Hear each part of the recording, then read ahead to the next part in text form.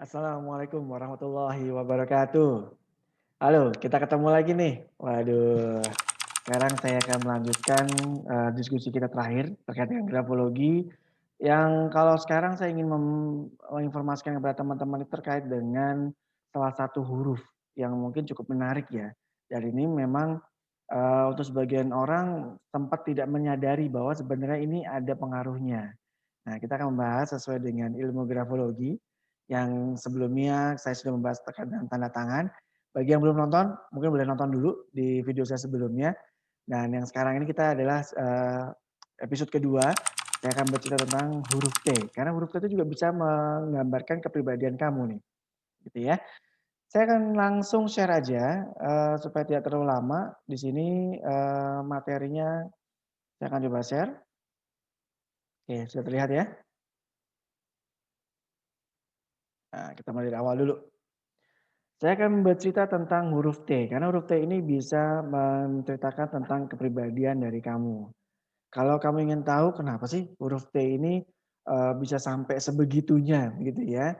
Oke, mungkin teman-teman harus baca-baca buku grafologi dulu yang sebelumnya. Loh, mau ngasih tahu malah suruh belajar dulu gitu ya. Jadi huruf T ini bisa menggambarkan kepribadian. Gimana caranya? Nih, saya jelaskan ya. Jadi kalau misalkan teman-teman saya coba kembali ke materi yang sebelumnya, grafologi itu bekerja karena ada gerakan-gerakan dari organ kita, yaitu tangan, lengan, jemari, atau misalkan saya cerita di video yang sebelumnya menggunakan kaki, gitu ya. Tapi sebenarnya ini yang menggerakkan adalah sistem saraf pusat, sistem yang sama yang mengontrol perilaku. Karena itu gerakan menulis merefleksikan kepribadian teman-teman. Dan walaupun tulisan tangan ini ditulis oleh tangan, otaklah yang mengontrol tulisan itu sehingga otak mengatur fungsi tubuh yang sadar dan tak sadar. Dan semuanya ini dapat menganalisa tulisan tangan dan mengungkapkan banyak hal tentang pikiran, sikap, dan perilaku dari si penulis itu sendiri. Dan menariknya teman-teman, menurut riset, keakuratan analisa grafologi ini mencapai 80-90%. Jadi hampir mendekati 100%. Ya tentunya kesempurnaan bukan milik manusia ya, tapi milik yang di atas. Oke, kita lihat dulu nih. Kalau misalkan teman-teman dulu belajar di sekolah tentu sudah dapat acuan dari tulisan ya, huruf bakunya seperti apa. Kalau menulis A seperti ini, B seperti ini, C seperti ini, dan seterusnya. Dan bentuk tulisan baku ini sebenarnya sempat diperkenalkan pada saat kita SD mungkin. Zaman saya dulu diperkenalkan pada saat SD. Kalau sekarang mungkin TK mungkin ya, tapi kurang tahu juga. Biasanya sih SD sudah dijelaskan bagaimana cara menulis dengan baik, menyambung huruf, dan lain-lain gitu ya. Karena ini menjadi acuan. Kemudian setiap negara teman-teman itu berbeda, nggak semuanya sama. Dan kalau yang di Indonesia mungkin yang di layar ini yang terlihat oleh teman-teman. Di negara lain mungkin tidak akan sama bentuknya, ya, hurufnya, shape-nya akan berbeda. Kemudian polanya akan dimiliki kesamaan dengan orang-orang yang ada di sekitarnya. Misalkan daerah A tentu dia akan memiliki pola yang sama. Walaupun pada saat nanti dewasa polanya mungkin akan sedikit berubah karena menyesuaikan dengan pengalaman hidup seseorang dan kemudian juga dengan kondisi jari jemarinya sendiri, ototnya, dan kemudian ketertarikan dia terhadap idolanya atau dia meniru siapapun sehingga dia ingin melihat atau ingin mencontohkan tulisan dia seperti orang tersebut. Nah, itu bisa berubah. Tapi biasanya basicnya adalah seperti ini. Baik, huruf T ini menarik karena menggambarkan setidaknya beberapa literatur yang saya baca itu lebih banyak bercerita tentang kepercayaan diri teman-teman. Dan lebih menariknya lagi, ternyata ada sebuah klinik yang dia melakukan terapi terhadap anak kecil untuk belajar menulis huruf T dengan yang baik gitu. Jadi huruf bar itu maksudnya palangnya gitu ya, di huruf T yang kecil itu, palangnya, dia harus menuliskan agak ke atas. Jadi jangan terlalu ke tengah atau ke bawah. Jadi ada di atas.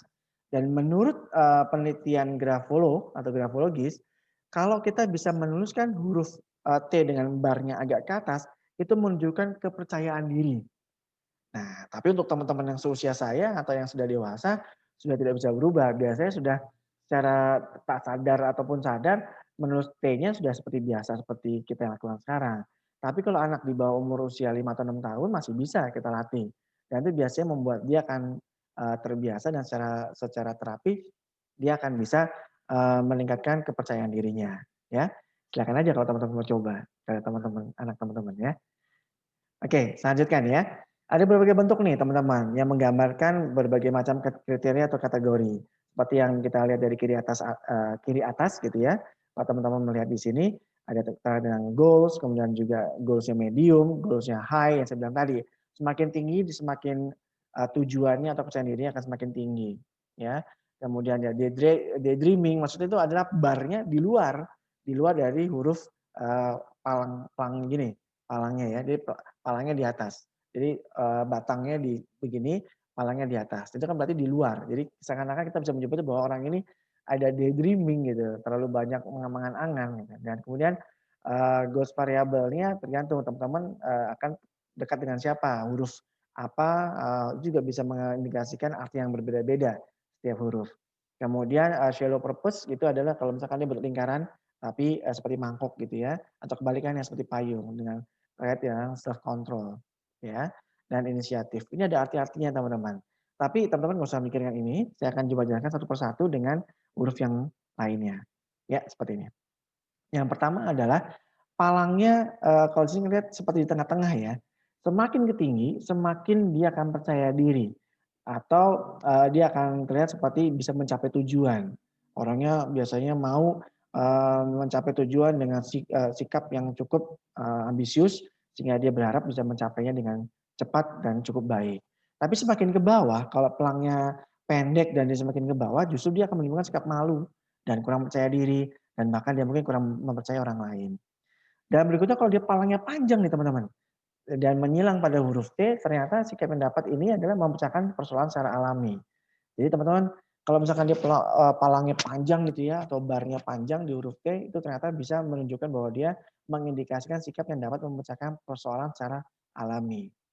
Yang ketiga, palang melengkung pada huruf T, seperti tadi, seperti mangkok atau dia seperti payung gitu ya.